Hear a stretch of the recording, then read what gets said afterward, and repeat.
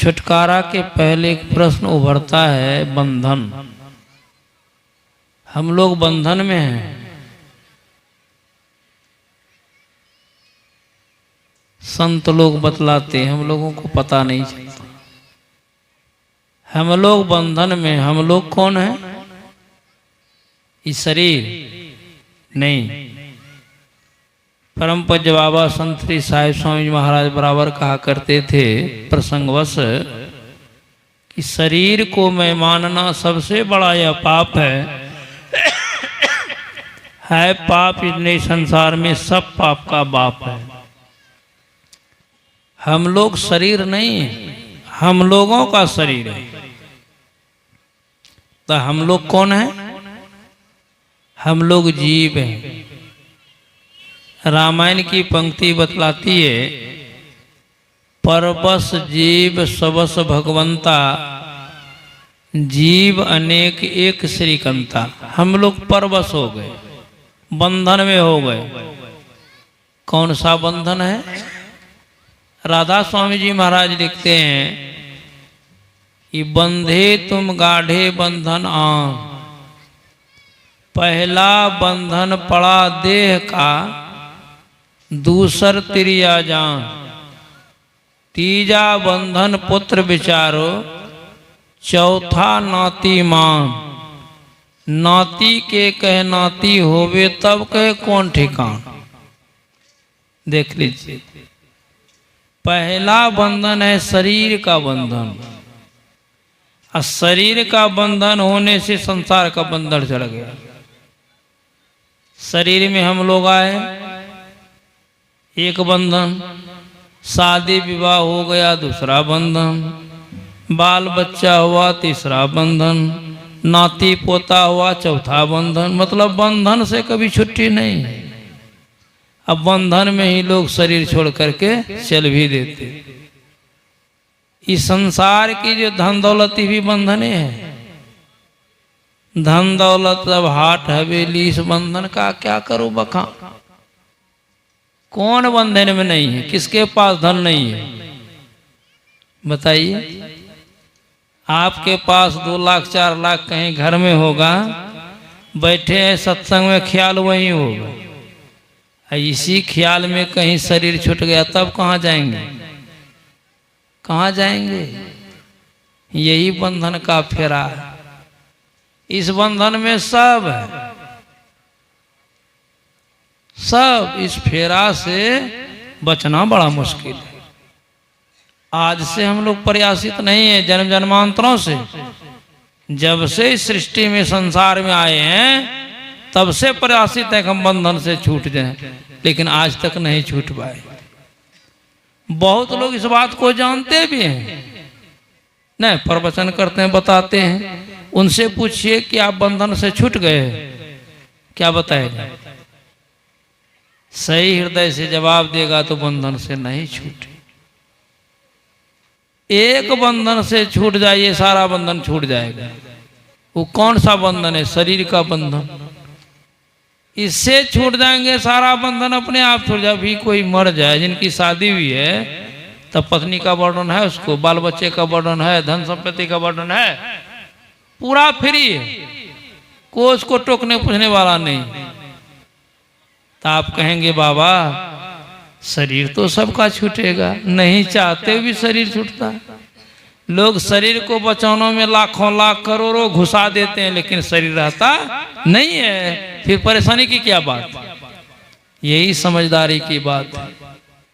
इसी को आज तक लोग समझ भी नहीं किया है।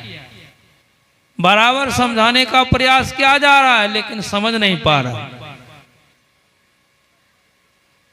साधारण मृत्यु में एक शरीर छूटता है, जिसको स्थूल शरीर कहते हैं, यही छूटता है। लेकिन और शरीर रह जाता है, जिस शरीर का नाम है सूक्ष्म, कारण, महाकारण और कैवल्य। 4 जड़ और 1 चेतन शरीर। तो 3 जड़ और 1 चेतन शरीर रह जाता है। फिर कर्मानुसार जीव को शरीर मिल जाता है। चाहे गधा का मिले, कुत्ता का मिले, गिदर का मिले, कीट पतंग का मिले, कुछ भी होगा मिल जाएगा। इसी से छूटना असल में मुक्ति है। सभी शरीरों से छूट जाइए। कैसे छूटिएगा? इंजीनियर बन जाइए, मास्टर बन जाइए, डॉक्टर बन जाइए, छूट जाइएगा।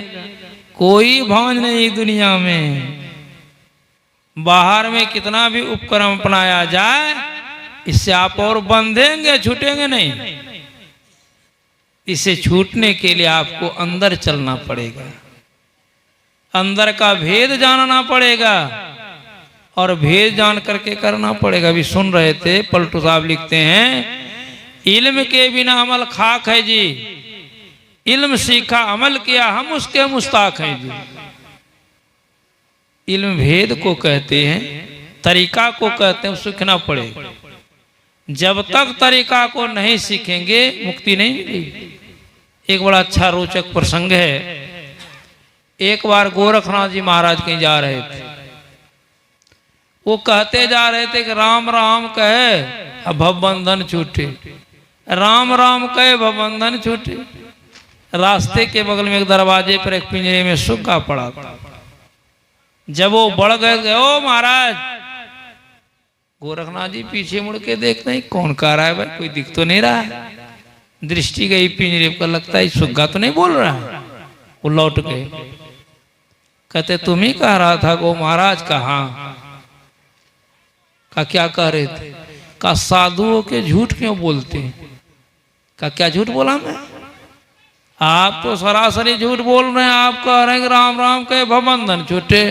हम राम राम कब से कह रहे हैं? एक बित्ता लोहा के पिंजरा से नहीं छूट पा रहे हैं तो भवबंधन से कैसे छूटेंगे? क्या तुम राम राम कहने का तरीका जानता है? का राम राम कहने का तरीका भी होता है? कहाँ? का वो तो हम नहीं जानते, तो सीधे राम राम कहते हैं। का इसीलिए नहीं छूटने पाए। तुम युक्ति सीख करके राम राम कहो, यदि नहीं छूटोगे तब जूता चलाना मेरे नाम पर। कहा तो बाबा आप ही युक्ति बतला दीजिए। युक्ति कहाँ मिलेगी? कहाँ जाएंगे खोजने के लिए? गोरखनाथ जी महाराज उससे कहते हैं, सुनो, जिस राम को तुम बोल बोल करके कहते हो, इसी राम को तुम मने मन को बोलना नहीं है। बोलने वाले घाटा का सौदा करता है। इसको वाचिक जब कहते हैं, इसमें 10 गुना शक्ति है। एक उपांशु जब होता है, जिसमें जीव हो ढिलता डुलता है, उसमें 100 गुना शक्ति है। और एक मानस जब है मने मन होता है, 1000 गुना शक्ति है। तो वही काम करके 1000 गुना शक्ति प्राप्त कर सकते हैं, वही काम करके आप 100 गुना प्राप्त कर सकते हैं, और वही काम करके 10 गुना। तो कौन लीजिएगा, कौन कीजिएगा बताइए? हर लोग चाहते हैं कम खर्च में ज्यादा मुनाफा हो। इसीलिए गोरखनाथ जी महाराज कहते हैं कि इसको मने मन जपो, मानस जप जिसको हम लोग कहते हैं। हम लोगों के भी यहाँ यही मानस जप, और ये वेद सम्मत बात है, मन ग्रंथ बात नहीं है। मने मन जपिए, फिर इसी नाम संबंधी रूप का तुम ध्यान करना। बता रहे गोरखनाथ जी महाराज, सिमटा होगी, दृष्टि एक होगी, और जिस दिन दृष्टि एक हो जाएगी उस दिन तुम इस पिंजरे से कौन पूछे संसार से छूट जाओ। यही काम, यही असली योग है। जप योग से शुरू होता है, उसने वही करना शुरू कर दिया। जिस राम राम को बोल बोल करके गाता था, उसको मने मन राम राम राम राम कर रहा, उच्चारण कर रहा है। नाम जपत स्थिर भया। जो मंत्र जप करते हैं, जो नाम जप करते हैं, स्थिर होते हैं। अभी हम लोग स्थिर नहीं हैं। अभी आप देख लीजिए, दीक्षा तो ले लिए, आंख बंद करके ध्यान करते हैं, आंख बंद है, भीतर भीतर टहल रहे हैं, कहां से कहां जाते। स्थिर हुआ हो ना, स्थिर हो जाइएगा, रुक जाइएगा। वो नाम जप से होता है, तब मानस ध्यान होगा, सिमटा होगा, दृष्टि योग करने के लायक बनेंगे। और जब दृष्टि योग की प्रक्रिया हो जाएगी, काम बन जाएगा। योग क्या है? महर्षि पतंजलि ने यही कहा है, चित्त वृत्ति निरोधा इति योग। चित्त वृत्ति के निरोध को ही योग कहते हैं। हमारी चित्त वृत्ति जो इंद्रियों के घाटों में फैल गई है, इसको जब तक केंद्रित नहीं करेंगे तो योग नहीं होगा। चाहे अभी आप कर रहे हैं 2-4 दिन में, 2-4 महीना में, 2-4 साल में, 2-4-10 हजार जन्म के बाद, जब तक दृष्टि स्थिर नहीं होगी काम नहीं बनेगा। असली योग यही है, एक बिंदुता की प्राप्ति हो जाए, उनकी दृष्टि एक हो गई, बाहर सचेत हो गए, बोलना बंद कर दिए। मालिक कहता ही रोज बोलता था, आज नहीं बोलता, क्या बात है? गया देखने के लिए तो राम नाम सत्य, अभी सुन रहे थे ना। बाहर रहे जड़वत चेतन माही सही, 8 दिन 10 दिन महीना दिन के बाद होश होता है। वो तो अंदर में मस्त है, परमात्मा की विभूति का पान कर उसको कहां से आएगा घर परिवार समाज गांव का ख्याल, धन संपत्ति उसको दिखता है। लेकिन ये प्रकाष्ठा की बात है, ऐसी नहीं होगी अभी तुरंत क्या आज दीक्षा लिए कल आंख बंद किए तो सब छूट गया, नहीं छूटेगा। हाँ, छूटते छूटते छूट जाएगा। कब क्या कीजिएगा? का बड़ा नीक सुग्गा था, कहा नीक रहे कि कुछ रहे, जो मर जाते हैं उसको वो रखते हैं घर में। खूब बढ़िया पिताजी है, भाई है, माताजी है, अभी राम नाम सत हो जाए, क्या घंटा रखिएगा? यदि किसी की प्रतीक्षा है तो बर्फ में 2-4 घंटा या 1-2 दिन रख सकते हैं। नियम तो यही है। बस उसको नौकर से कहा कि जा इसको फेंक डालो। गया पिंजरा खोल करके जैसे उसको पकड़ा, उसकी चेतना लौट गई, और तब तक ही फेंक दिया। सुग्गा हल्ला करता है कि बाबा धन्य है, धन्य है, मैं जन्मों से पिंजरे में पड़ा हुआ था, आज मैं स्वतंत्र हो गया, मुक्त हो गया। इसलिए गोरखनाथ जी महाराज कहते हैं हम लोगों की यही हालत है। सप्त धातु का काया पिंजरा, तामाय जुगत बिन सुआ, सतगुरु मिले तो उबरे बाबू, नहीं तो परलय हुआ। इस 7 धातुओं का पिंजरा बना शरीर, रक्त रस मेद मज्जा मांस अस्थि और वीर्य, इसी में सुग्गा बैठा हो। कौन सुग्गा? वही जीव रूपी सुग्गा।